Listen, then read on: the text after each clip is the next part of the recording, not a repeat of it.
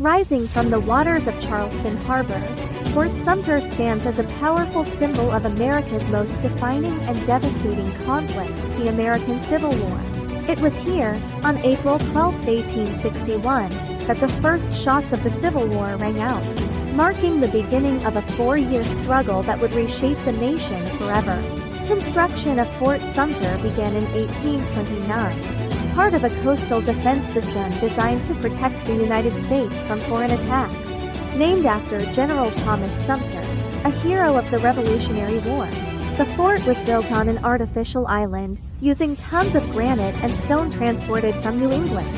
Standing 50 feet tall, with 5-foot-thick walls, the fortress was meant to be an impenetrable shield guarding Charleston's strategic harbor. But in 1860, Fort Sumter became more than just a military stronghold. It became the epicenter of a national crisis. When Abraham Lincoln was elected the 16th President of the United States, tensions between the North and South reached a breaking point. Southern states, led by South Carolina, seceded from the Union, believing their way of life and economic system built on slavery was under threat. By early 1861, Union Major Robert Anderson and his garrison were stationed at Fort Sumter, refusing to surrender to the newly formed Confederate States of America. As Union supplies dwindled, President Lincoln announced plans to send provisions to the fort, a move the Confederacy saw as an act of aggression. Then, in the pre-dawn hours of April 12, 1861, Confederate forces under General P.G.D. Beauregard ordered the bombardment of Fort Sumter. For 34 relentless hours, cannon fire rained down upon the fort, lighting up the sky over Charleston Harbor.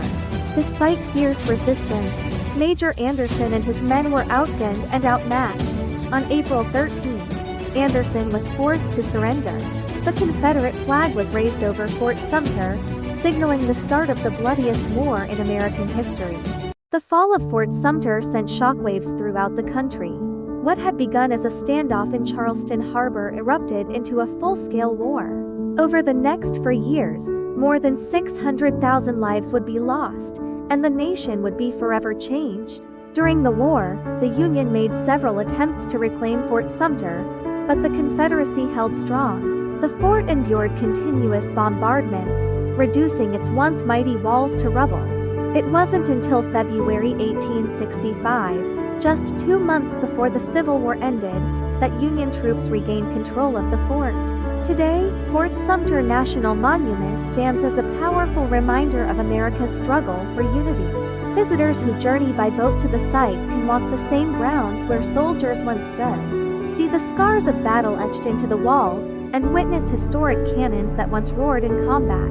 Inside the museum, artifacts, letters, and battle remnants tell the story of a divided nation and the people, both Union and Confederate, who fought for their belief. Park rangers bring history to life, recounting the events that led to war and the lessons we continue to learn from that turbulent time. Each year, thousands visit Fort Sumter not just to witness history, but to reflect on the sacrifices made and the resilience of a nation striving for unity and progress. The fort's crumbling walls stand as both a memorial to the past and a reminder of the price of division. From the first shots of the Civil War to its enduring legacy, Fort Sumter remains one of America's most important historic landmarks. It is a place where history speaks, where echoes of the past remind us of the fragility of peace, and where visitors can stand in the very spot where a divided nation began its journey toward reconciliation. This is Fort Sumter, the place where war began, but where history continues to teach us lessons that shape our future.